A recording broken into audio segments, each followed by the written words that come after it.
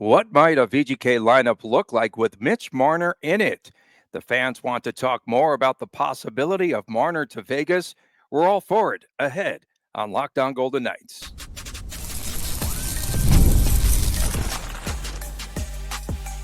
You're Locked On Golden Knights, your daily podcast on the Vegas Golden Knights, part of the Locked On Podcast Network, your team every day. Hi again, everyone. I am Tony Cardasco, longtime sportscaster, marketing consultant, and the host of Believe in Vegas, the podcast. He is Chris Golick. He is the owner of Silver State Cards and Sports and the collectibles editor for the Hockey News. Coming up ahead on today's show, well, the first segment, we'll be talking about possible lines for Mitch Marner if he joins the VGK. A lot of talk about that. And is it worth getting rid of all of the depth and selling it off? We'll talk about that in our second segment. And the Canes come back to break that record, their first win in an Eastern Conference final in 19 years. 84 years. In 84 years. We appreciate you making us your first listen every day. We are the only daily VGK podcast. So Golick got the fans talking on Monday, potential lines with Mitch Marner, and you posted all that on Monarch Monday. We have to make that a thing. That has to be a thing. Every Monday, we'll have something about Marner, if not more frequently. And, of course, you have Eichel, Marner on the right wing, yes. Tanner Pearson on the left wing. That sent the fans Pearson, into a little bit of a tizzy. Why did you have Pearson there? Why not? What do you need on a line with up to 200 points? When you have Eichel and Marner, you need someone who can just get to the soft ice and get the puck on net.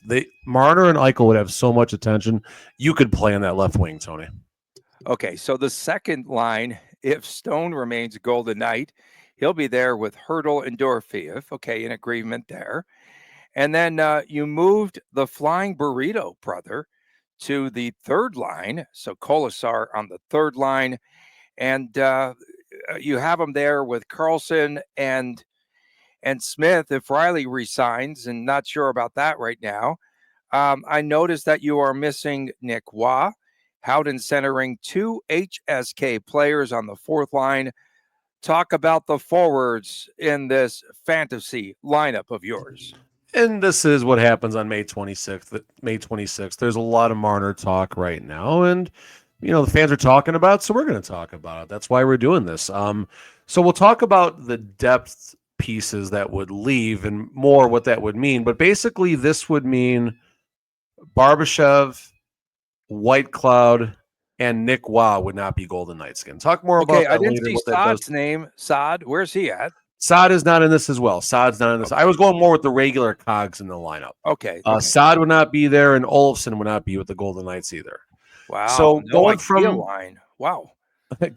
bottom up, Howden between a couple HSK players. You got Lazinski, you got Lavoie, you got Burke, you've got Ron Bjerg, depending on what happens with his RFA situation. Trevor Connolly, sure. I know McCrimmon, he just is. Not going to tell a player they can't make a team. Fine, I get it. Fine, whatever. We'll see if Connolly. And listen, if Connolly is developed at that point, that's great because you knock Kolasar back down to his regular spot, and Connolly's at least in the top 9. But that's a tall ask. It's a real tall ask right there. Like I said, Pearson left wing with Eichel and Marner. Again, this is May 26th. There's a lot of things that could happen. You don't need Dorofeev in that spot. You do not need Dorofeev in that spot because as long as Pearson can get a shot to the net or get in front, he's going to have dynamite chances. You got the second line, Hertl, Stone, Dorofeev. Dorofeev goes from right to left. I don't know if that matters a whole lot for Dorofeev. He's a sniper. He's a shoot-first player. He's a goal scorer. You got Hertl and Stone, two responsible players. Dorofeev can focus on being a scorer. Kolasar was top line, second line. Kolasar was all over last year. I think Kolasar can migrate to a third-line role if that's what was needed. You got the responsibility in William Karlsson and Riley Smith. That becomes your tough line to play against for the opposition. And then fourth line, Howden between a couple question marks. A lot of ways that could go. Lavoie can play on the wing and also center, so that's a possibility. I could see that, and they're pretty high on him. When you talk about defensemen, you had the pairings of McNabb and Theodore. Hannafin and Petro, and Korzak with White Cloud, no Nick Hague. Nick Hague is going to probably the cheapest contract Nick Hague is going to get is this year. It's his last RFA deal. I think if he goes, AFP said if he goes for a 1-year bridge, he's in the 3-something range. 3-something, yeah. If he goes for a multi-year deal, he's in the 4-something, even 5, depending on if another team values Nick Hague. So, again, this is part of the depth pieces that just need to be sold, and Korzak is ready to be an everyday player. Ben Hutton is probably an everyday defensive player everyday defender on many teams in the National Hockey League. So you got that depth. You got someone like Luc Cormier still in Henderson, who did have a cup of coffee with the Golden Knights the previous year. There's some other players. I don't know if like a Jake Bischoff is ready or something like that. But Luc Cormier could slot into that probably the seventh role, the way the Golden Knights value Ben Hutton. And so, yeah, I mean, it works. This line we're talking about, this day of game lineup right here, is cap compliant to the penny. To the penny. They cannot to the penny. 1 penny on this. Just so we know how tight this is. Okay, but it's also fantasy land. Oh, 100% it's fantasy land. 100%. You have Marner at 12.5. There's no way that he's going to sign for less than 13.5. Why? Why wouldn't he take that for Vegas with the tax benefits? Why would he take that? And you have Riley Smith at 2.4 million when that's a strong possibility. Around 4 million. Deferred payments. I'm not deferred payments until 2064, but yes. Okay, he'll be on the Bobby Bonilla plan. Yeah, and absolutely. So again, like and you have Pearson around 1 million. Yes, he deserves a little bit of a bump up in pay because he did play well as a guy that was just trying out for this team. Yeah, but I'm really surprised no Brandon Saad, because again, McCrimmon singing his praises there when they were cleaning out the lockers. Brandon Saad, the issue is age and durability at this stage of his career. He's been durable for a while, yes, but it's just one of those choices that needs to be made at this point. And if Brandon Saad felt like a rental from the word go, Brandon Saad also, he's looking for a payment. He was willing to give away what is $4 million AAV, or 4.5 even. It was high, to leave the Blues, terminate his contract, and start fresh. Kelly McCrimmon swoops right in. Sees the situation, and Saad, he was okay. Unfortunately, he was hurt down the stretch right there. And if Brandon Saad or Riley Smith at 2.4, fine. Give me one or the other, but there's not really a path to both. Using this, I mean, I guess if they're going to shed Zach Whitecloud too, then sure, you can have Brandon Saad. But Whitecloud has a very team-friendly deal for a couple more years, especially for a reliable third-pairing defender. And Waugh versus Howden, why would you take Howden over Waugh? Is that a jump ball? It's not that I would take Howden over Waugh. So we're talking fantasy land right now. Yeah. And the fantasy land that a lot of people live in, you don't see players after they get an extension getting moved right away. People are saying, well, trade Shea Theodore. No, Theodore got extended last year. They are not trading Shea Theodore. Brett Howden is on, again, the stuff outside of this, that'll come up another time, but we're simply talking about Howden, the on-ice player right now. And Howden just got a disgusting extension as far as what he was worth in this current season. And if he can be a 15-goal scorer, he's going to hit value with his ability to play on the PK as well and help out on upper lines when he's needed. Nicholas Waugh, I just feel like he's expendable right now. He's always buried in that bottom four. He cannot. Howden, here's the answer to your question. Howden can play center. Howden can play wing. Nick Waugh can play center. Nick Waugh cannot play wing. There's your answer. Okay. And then Colasar and Howden worked out a ton last summer, and then they came back. They were gangbusters at the start, but both of them pretty much cooled off, especially Colasar. 100%. And Colasar could possibly replicate that. We'll have to see. Coming up next, is it worth selling off the depth pieces for Mitch Marner? Back with more right after this on Locked On Golden Knights. If you are looking for a snack that is both delicious and nutritious, you need to crack into a good source of protein with Wonderful Pistachios. Wonderful Pistachios is one of the highest protein nuts. Each 1 ounce serving has 6 grams of protein, and it gives you more than 10% of your daily value. Plus, they are packed with fiber and better for you and saturated fats to help keep you going faster. You'll feel fuller longer. That's what I was about to say. So last night, I got a little pint of vanilla ice cream, and guess what I did? I sprinkled in the no shells varieties. Of course, Ooh, the shells would have. So I that sounds made fun. vanilla pistachio ice cream. You That sounds got to good. try it with Wonderful Pistachios. Milkshake.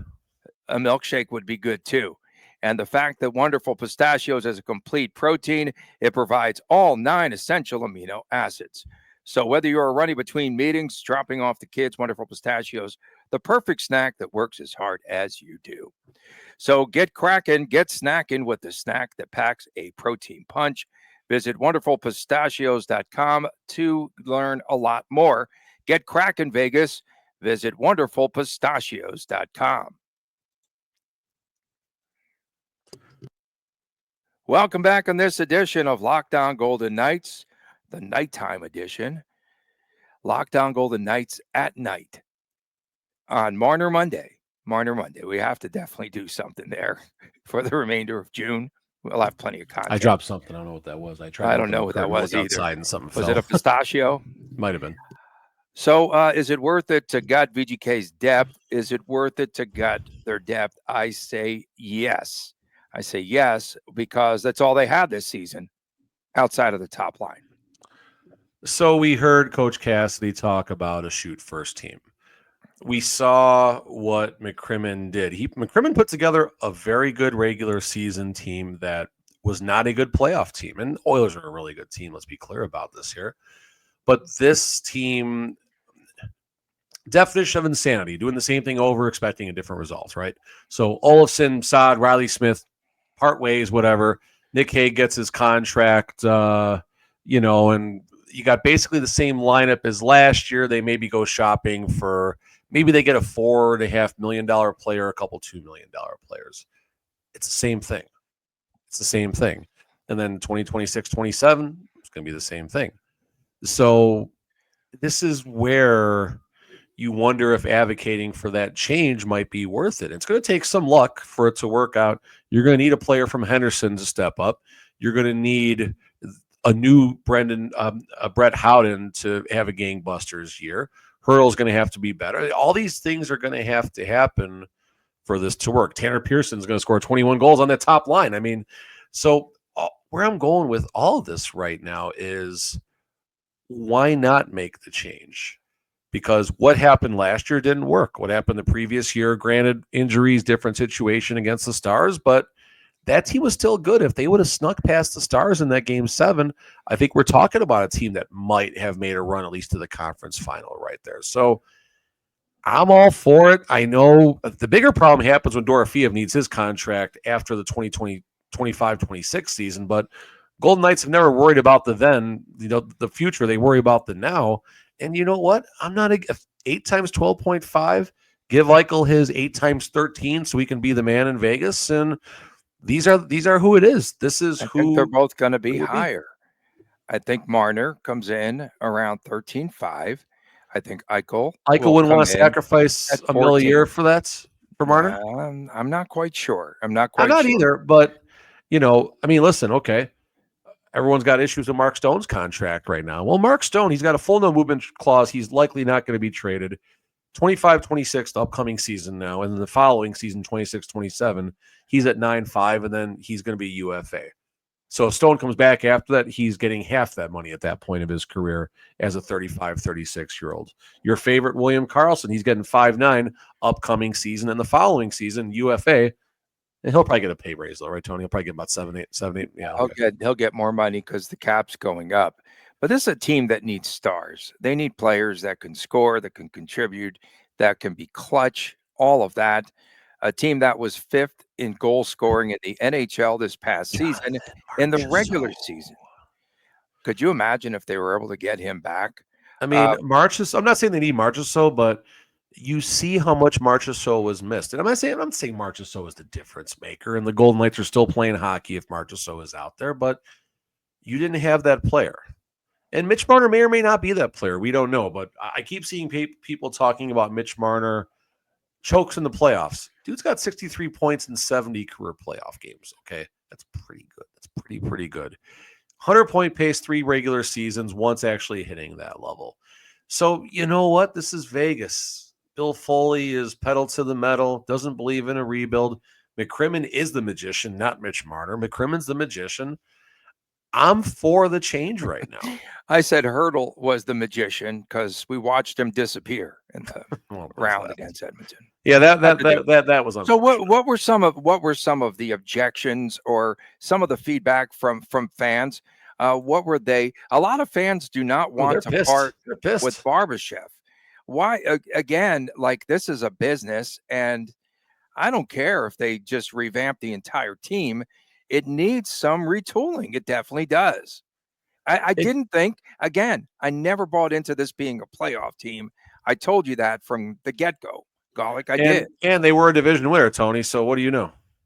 I know nothing, obviously, but I do know that come playoff time, they weren't going to score. And I talked about them, the annual drought. It's fair, Tony. You were ahead of that, but was that more that you wanted to happen or more you thought it was going to happen? No, I thought it would happen. Come on. So you never trade 3 for 1. I don't agree with that. So who would the 3 be? I mean, it's essentially Barbashev, Waugh, and Haig. Okay, those are the kind of the 3 right now. Fair. So I don't agree. I mean, I think when you're making a trade, if you get and it's not a trade, but it is a trade to a degree. If you come out with the best player in the trade, you win the deal. I know there's a lot more to it than that, obviously. Someone says 2.4 for Riley Smith is way too much. The intern got in there and said AFP is suggesting he's over $4 million, which is fine, and he'll definitely say get that. The 30-year-old intern, he's a playoff choker. Marner's a playoff choker again. See previous comments. 63 points, 70 games. Oh, some of the VGK players, the 5 players that didn't score a goal in the Edmonton series, is that a choke or no? I mean, borders on a choke. Yeah, I mean, someone's saying there's wingers on Tahoe. Stop it. ECHL players don't make it to the NHL. Knock it off. And I mean, listen, it's a good topic, and I appreciate all the discussion. Someone said Howden should go to the top line, and basically the 4th line becomes, the HSK line and all that. And there's other people talking about all the contracts. It's a good conversation to have because this is Vegas, and people want to say this. There's no way it's going to happen. Well, there's no way Eichel was going to happen, and then it did. Eichel was happening. It got quiet, and then it did. And then back to the topic here. Is it worth selling all of this depth? I say, why not? Roll the dice. You need a Lavoie. You need a Ronbjerg. You need a Tanner Lazinski. Ronbjerg can't score. Ronbjerg can't score. No, but he can be a 3rd line left wing lockdown player. You need players that can hit the net. Not on the 4th line, you don't. Okay, so that's going to be the. Hey, you saw in Denmark, bro, got 2 goals. Boom. Okay, yeah. Or Sweden, Denmark. No, Denmark. It's Denmark. Okay, yeah. So maybe he wears his Denmark, his Great Dane. Hey, they weren't beating Team Canada until Ronbjerg joined him. So just watch it here, okay? This was a VGK team that heavily relied on the top line. They were top heavy. This would be top heavy. Perhaps if they top 2 heavy. Top good, 2 lines would be heavy. The second line should be pretty good as well. And we'll have to see, in the second year for Dorofeev. That's a big question mark right now for me. Dorofeev has a very important year coming up because another 30-goal season, he's looking at 5 times 5. If he goes down to 14 goals in 82 games, he's looking at 3 times 5. It's huge right now for Dorofeev. And we're talking about the depth. You tell me a 3rd line featuring Riley Smith, William Karlsson, and Lavoie, Colasar, whoever winds up getting that other winger spot. I don't think Pearson will be on the top line no matter what. I don't think so either. But I never thought that Colasar would be on the top line. I never thought Pearson would be on the top line, but here we are in the playoffs. He was on the top line 2 or 3 times starting the game. Yeah, he sure was. Coming up next, can the Carolina Hurricanes, can they claw their way back into this series? They win for the first time in 19 years. What's And more of likely, course, Hurricanes getting back in the series or Mitch Marner? Sorry, go ahead, Tony. or Mitch Marner. And then we'll also talk about Stars Oilers when we return right here on this nighttime edition of Locked On Golden Knights. Welcome back on Locked On Golden Knights. Tony Cardasco, Chris Golick from Las Vegas. We appreciate you making us your first listen every day and night. Of course, we are the only daily VGK podcast, and we're still at it here. And a couple of nighttime editions here. Get it in early, and the fans could have us first thing in the morning or late at night before they go to sleep. If I upload the YouTube. Sweet dreams. I think you need to sing some lullabies maybe for a lot of our listeners and viewers. And don't forget to subscribe to our Locked On Golden Knights YouTube channel. Shut up, Tony! There's your lullaby. Chat GPT said that William Karlsson was one of the top scorers of this past season. I'm telling you right now. AI is going to ruin the world. So Carolina stunning Florida 3-0, and the 15-game losing streak comes to an end in the conference finals. First time that they've won an Eastern Conference final game in 19 years. And they even had a goal that was waved off due to an offside call. And it was a Carolina team that came out and played with a purpose. They killed off 8 consecutive Canes penalties. The Canes They killed off the Florida Panthers penalties, I should say, and Freddie Anderson with the shutout win. But you have to keep in mind that Florida played without Mikkola, without Greer, and Reinhart, 3 really important pieces, especially Mikkola, who's 6'6". He's just gargantuan, and he's a heavy sort of a player. So we'll have to see. Now they shift back to Carolina. You don't have to travel very far, and I think Florida will have its wits about them, and they'll do this the next game. They should do it. I mean, it's tough to beat a team 4 games in a row. Ask the Edmonton Oilers about how that went last year against the Florida Panthers. It's hard in any circumstance for that to happen. And I mean, listen, the Hurricanes got one, cool, fine. They got the gentleman's sweep, I guess, wrapped up. And here's the fun part, right? Now they're going back home. They win this game. Now it's on the Panthers' mind, right? If we lose the next game, we're going to a game 7. And again, this is why a 7-game series is just the best playoff format in the world, because even when you're down 3-0, there's a path to getting to game 7. I mean, obviously it's far-fetched, but there's still that path. And now it's on the Panthers' mind. Do I think they're going to come back? No. FanDuel thinks you'll get plus 860 on your money if you want to take a chance on the Hurricanes. I think minus 1,600 on the Florida Panthers. That actually feels a little bit light personally, but do you think the injuries might have something to do with that too? Stankoven had the winning goal. Did you know that he's 5'8"? Did you know that? Yeah, Stankoven's solid, and if it's he's being playing Stars really or well. Hurricanes, he gets his name on the cup. Yeah, Nate Schmidt. Who knew? He had a clapper there that hit the post. I love Remember Schmidt. clappers? Yeah, he had Nick Schmidt had like 3 goals in the first 2 games of the playoffs or something. It was a bomb though too. I don't remember him the way that he hit the puck, the way he struck the puck there on the slap shot. I don't think I saw that here in Vegas. I'm going to be honest with you. Schmidt's got 7 points in 16 games. Not bad. His best offensive output was with the Golden Knights in 1920 in the playoffs. 9 points in 20 playoff games. So, I mean, geez, what is he? 33 years old right now. So good on Schmidt. And he shaved his head. The Edmonton kind of happened. I think that was natural causes. Oh, is that natural causes? That was natural causes. Someone said they shaved their heads, but he was the only one. So Edmonton takes a 2-1 series lead into game number 4, and that'll be on Tuesday night in Edmonton. Connor Brown, my X factor, is out. He plays a big role with this team, and I think they're going to miss him again. But when you talk about, obviously, McDavid comes to life there in the last game to give his team the victory. And Stuart Skinner's just been playing way over. Conn Smythe, baby. You said plus 11,000, right? Let me see if that's changed at all since then. Where FanDuel apparently has the best. I know we have a huge impact, so I'm sure it changed. It's probably plus 1,600 now because you put it out there, Golick. It's down to plus 8,000, so it moved.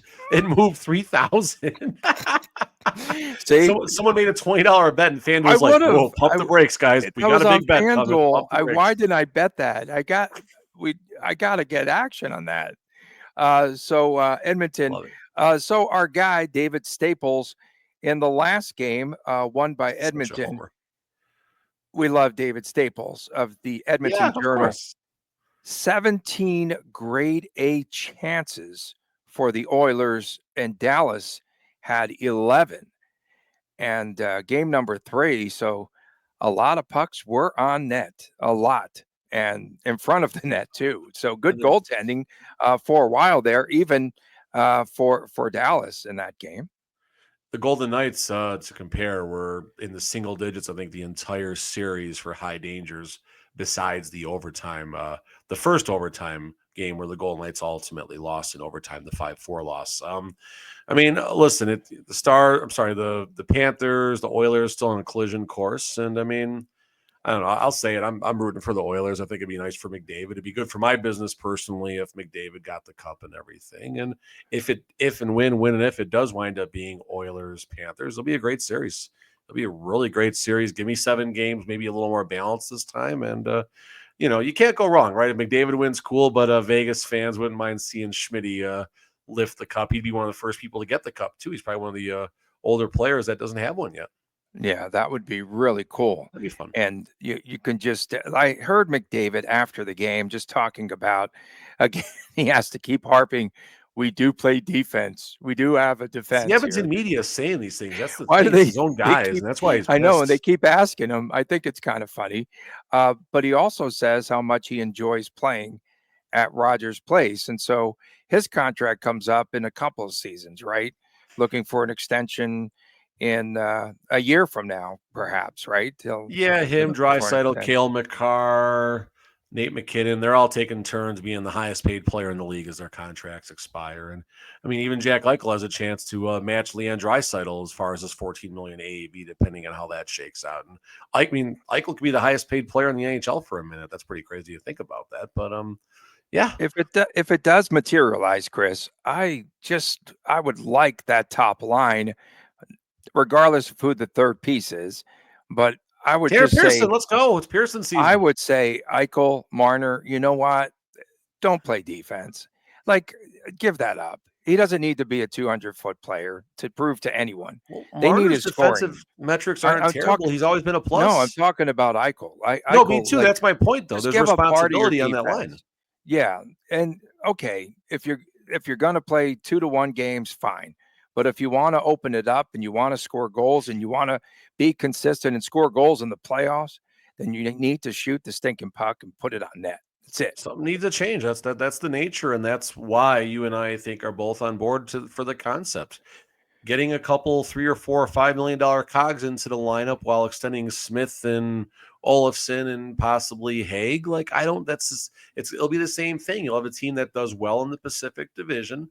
Possibly they'll run it back, get another banner to win the division. Maybe they get second or third place, depending on what happens with the Oilers or the Kings for that matter. And other teams are getting better besides the Golden Knights. That's also kind of forgotten about right now. But it's the same thing. And then playoffs are going to come. Stone's a year older. Petrangelo's a year older, playing like he's 8 years older. Noah Hannafin, don't know which one's going to show up. Shea Theodore is going to do some great things, and he's going to make us look like Nate Schmidt by the time we're done watching him sometimes too. Yeah, we don't know if Hurdle's going to show up this season. And yeah, the Turtle, Hurdle the Turtle. But you didn't add any heavy players to this lineup, and that's what they're lacking. So, well, that's where someone from Henderson needs to take that situation. Joe Fleming, baby. We appreciate everyone tuning in. Thank you so much. Some you and your favorite intern agree on, actually. Believe it or not. We appreciate you tuning in. Thank you so much, especially our everydayers tuning in around the world. And we'll be back again on Wednesday, and we'll have another edition.